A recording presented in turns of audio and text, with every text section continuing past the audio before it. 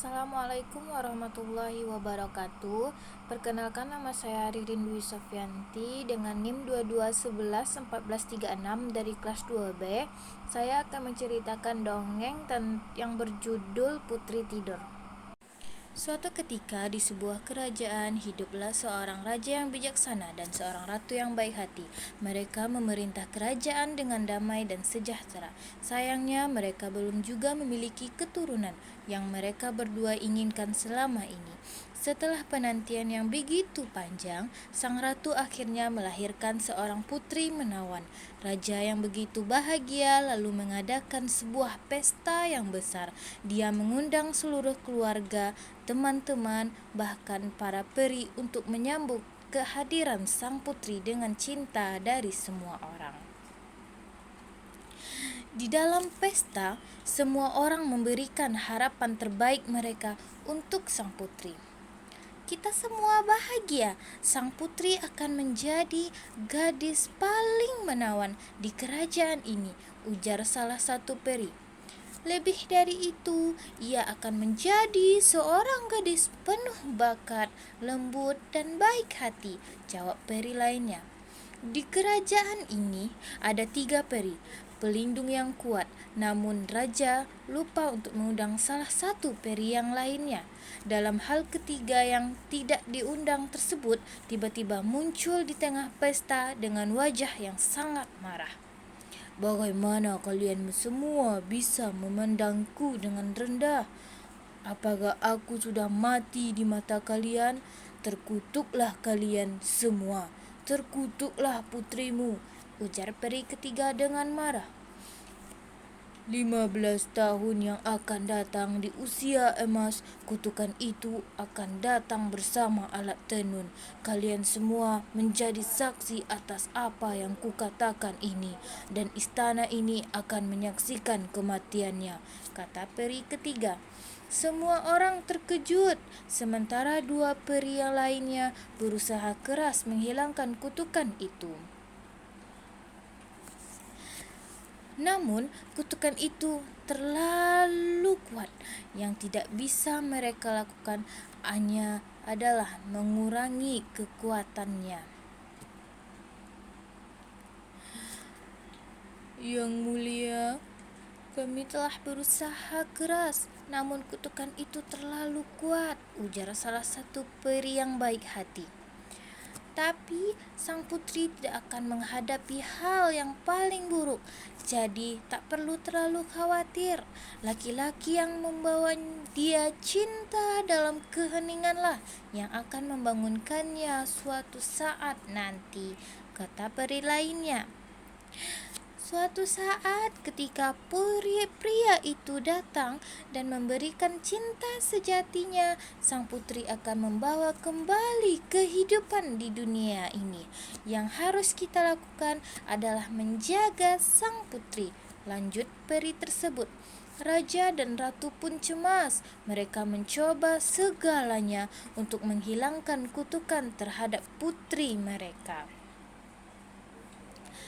Agar sang putri merasa tetap aman, mereka melarang kegiatan menenun di seluruh kerajaan. Karena perintah itu, semua harapan terbaik untuk sang putri terkabul. Dia kemudian tumbuh menjadi gadis serba bisa dan menawan. Tapi tak menembak itu, bukan? Peri ketiga diam-diam telah merencanakan pembalasan. Dia meletakkan alat tenun di sebuah sudut rahasia di dalam istana. Waktu untuk membalas dendam tinggal menunggu hari. Ketika sang putri mencapai usia 15 tahun, kutukan jahat peri ketiga akhirnya menjadi kenyataan. Hari itu raja dan ratu pergi menghadiri pesta di kerajaan tetangga raja. Raja berkata kepada sang ratu, "Raja tetangga mengundang kita untuk datang ke pestanya besok," ujar raja. "Bagaimana dengan putri kita? Bagaimana jika kutukan itu masih bekerja? Aku takut terjadi sesuatu padanya," jawab ratu yang merasa khawatir. Pesta ini cukup penting. Menenun juga sudah dilarang selama lebih dari 10 tahun ini. Semua akan baik-baik saja. Kita akan kembali besok malam, jawab raja yang menenangkan ratu. Ratu pun setuju dengan sang raja, walaupun dia merasa tetap tersinggung dan dengan sang putri atau sedang merasa khawatir dengan sang putri. Raja dan ratu akhirnya menyarankan selamat tinggal kepada sang putri mereka dan lalu pergi. Sejak peri ketiga mengeluarkan kutukannya, sang putri hanya boleh berada di 3 tempat dalam istana, yaitu kamar tidur, ruang makan, dan aula. Tempat lain di istana dilarang baginya. Karena orang tuanya pergi ke pesta, gadis itu akhirnya bisa merasakan kebebasannya untuk pertama kali. Ia mengikuti rasa ingin tahunya, menjelajahi setiap sudut istana yang belum pernah diinjaknya. Ia sampai di tangga. Dengan hati-hati ia melangkah, akhirnya berhenti di sebuah pintu yang kecil. Ia melihat ada kunci bergerak di lubang kunci. Sang putri dengan penasaran membukanya. Pintu perlahan terbuka. Pintu tua tersebut. Sang putri melihat seorang perempuan tua dengan penuh perhatian dalam menenun di sebuah ruangan tersebut. "Nenek, apakah yang sedang kau lakukan?" tanya sang putri. "Oh sayang, ayo duduk di sini. Aku sedang menenun," tanya peri ketiga yang jahat. Sang putri terkejut dan terkesan melihat alat tenun yang sedang dikerjakan. Lalu matanya terpaku pada roda yang berputar itu. Oh, alat ini bagus sekali. Tolong izinkan saya untuk mencoba benda yang berputar cepat ini, Nek, kata sang putri dengan semangat. Sang putri kemudian menyentuh alat tenun itu dan kutukan itu pun terjadi. Jarum di alat tenun itu tiba-tiba menusuk dirinya dan membuat sang putri tertidur. "Hahaha, kena kau kutukanku," ujar peri jahat sambil meninggalkan sang putri tertidur. Ketika raja dan ratu datang, mereka pun merasa sangat sedih. Begitupun para pelayan dan peri yang merasa kehilangan sang putri. Sejak saat itu, sang putri dikenal dengan nama Putri Tidur. Karena hari demi hari, raja dan ratu dengan semua pelayannya merasa sangat sedih. Peri baik hati tidak pun tega melihatnya. Mereka akhirnya mengusulkan untuk membuat raja dan ratu dan semua pelayan untuk tidur sampai sang putri bangun. "Raja, bolehkah saya menidurkan semuanya? Kelak ketika sang putri bangun dari tidurnya, semuanya akan bangun secara bersama," tanya peri pada raja. "Baiklah, ini demi kebaikan kita semua," ucap raja. Tahun-tahun telah berlalu. Istana itu akhirnya ditumbuhi pepohonan yang lebat. Wilayah istana itu akhirnya berubah menjadi hutan. Suatu hari, seorang pangeran yang sedang mengembara datang ke desa di sekitar istana. Ia terkejut melihat istana tua itu.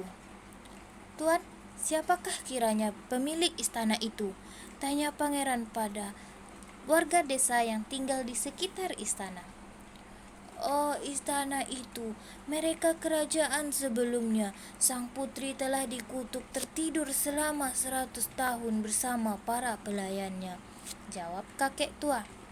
"Tidur ratusan tahun dan tidak ada yang membangunkannya?" tanya pangeran. "Saya tidak tahu pasti. Saya hanya mendengar kabar bahwa mereka mendapat kutukan yang kuat. Ada begitu banyak pangeran yang datang, tetapi tidak ada yang bisa membawa keajaiban, kata kakek itu. Pangeran kemudian merasa penasaran dengan cerita kakek tersebut. Ia memutuskan untuk menemukan rahasia di istana itu. Kemudian, pangeran mulai mendatangi istana tersebut dengan pedang dan tamengnya. Pangeran menebas setiap ranting berduri yang tumbuh mengitari istana, hingga akhirnya ia masuk ke dalam istana tersebut. Dan apa yang terjadi? Betapa terkejutnya pangeran. Ketika membuka pintu istana, dia melihat banyak orang yang tertidur di sana. Namun, hal aneh muncul. Ratusan anak panah terbang ke arah sang pangeran. Tetapi dia dapat menghindari semuanya. Lalu tiba-tiba sebuah lampu kristal jatuh tepat di tempat dia berdiri. Berkat kesigapan lampu itu tidak dapat menimpa pangeran perencanaan itu. Baiklah, tempat yang berbahaya. Aku tidak percaya hal ini bisa terjadi di istana yang indah seperti ini, kata pangeran yang heran. Pangeran melanjutkan perjalanannya ke tempat yang lebih dalam dengan sangat hati-hati. Ia kemudian mencapai ruangan yang penuh dengan tanaman yang merambat. Duri yang bergerak berusaha melawan pangeran untuk menghalangi arahan, walaupun tanaman merambat dibabat habis oleh pedang sang pangeran. Tanaman itu tumbuh kembali lebih kuat dari sebelumnya. Pangeran berhenti memotong tanaman merambat, menyadari bahwa ia harus tenang. Ia menghindari ruangan dan tanaman merambat dengan sangat hati-hati. Pangeran menemukan semua batang berduri ini berasal dari suatu tempat. Ini dia batang utamanya. Aku harus menghancurkannya dan menyelamatkan tempat ini, ujar pangeran dengan tekad yang penuh. Kemudian, dia mencoba mencapai poin yang utama, mengabaikan kesalahan duri tersebut. Setelah melewati banyak rintangan, akhirnya sang pangeran berhasil membebaskan dirinya dari duri tersebut, lalu mengambil obor dan mengubah tanaman merambat menjadi abu. Tanaman itu pun tidak bisa tumbuh lagi. Akhirnya melangkahlah pangeran ke ruang utama, tempat sang putri tidur. Meski penuh tusukan dan luka di tubuhnya, pangeran kemudian membuka pintu dan dikejutkan oleh wajah sang putri yang sangat menawan. Ia tidak bisa mengalihkan pandangan dari sang putri. Ia pun berpikir bagaimana cara membangunkan putri tidur. Karena merasa putus asa, pangeran akhirnya mencium sang putri. Ajaibnya, sewaktu-waktu setelah dicium oleh pangeran, mata sang putri pun langsung terbuka. Sang putri kemudian menatap pangeran dengan sangat terpana dan bertanya, "Siapakah kau? Bagaimana kau bisa masuk ke kamarku?" tanya sang putri. Senyum cerah muncul di wajah pangeran. Lalu ia pun menceritakan semuanya. Mereka pun terus mengobrol lalu berjalan keluar dari pintu. Sang putri melihat bahwa semua orang di istana pun terbangun. Semua orang berterima kasih kepada sang pangeran.